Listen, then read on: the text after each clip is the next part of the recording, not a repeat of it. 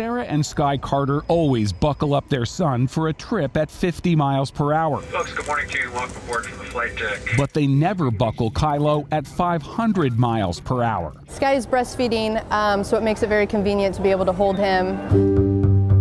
There were 3 lap babies on board Alaska Airlines Flight 1282 when a door plug blew out at 16,000 feet. By chance, the unrestrained children were nowhere near the gaping hole in the side of the plane. Put their children under 2 in their own seat in a FAA-approved car seat so that they are secure and that they are safe. That's the government's recommendation, but not the rule.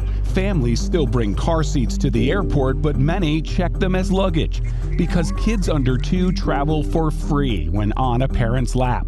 Studies show requiring parents to buy a full-price seat for their babies would not only cost more money, statistically, it could also cost more lives.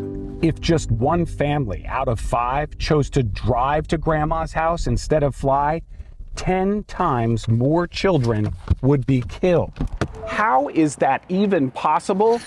Because runway 25 is a lot safer than highway 85. In the United States, there's 1 passenger car death for every 200 million miles driven. But for air travel, there's 1 fatality for every 10 billion miles flown, billion with a B.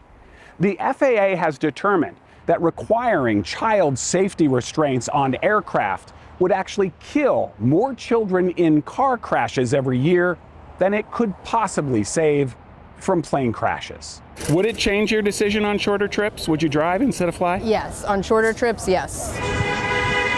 During our interview, there was a car crash just outside the Atlanta terminal.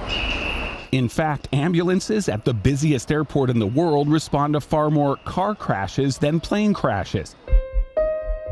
Canada's aviation authority made a similar calculation as the FAA after a lap baby was killed there in a plane crash in 2012. Transport Canada determined a safety restraint requirement would kill 10 more babies on Canada's highways over the same decade that would save just 1 from a plane crash.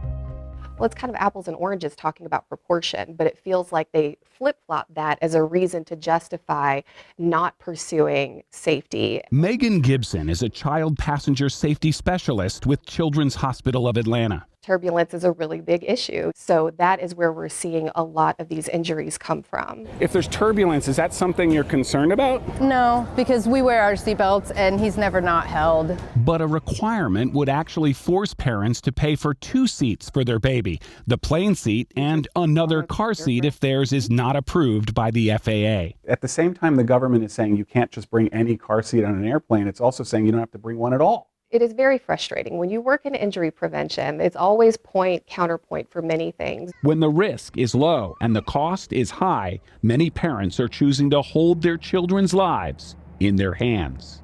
Brendan Keefe, Atlanta News First investigates.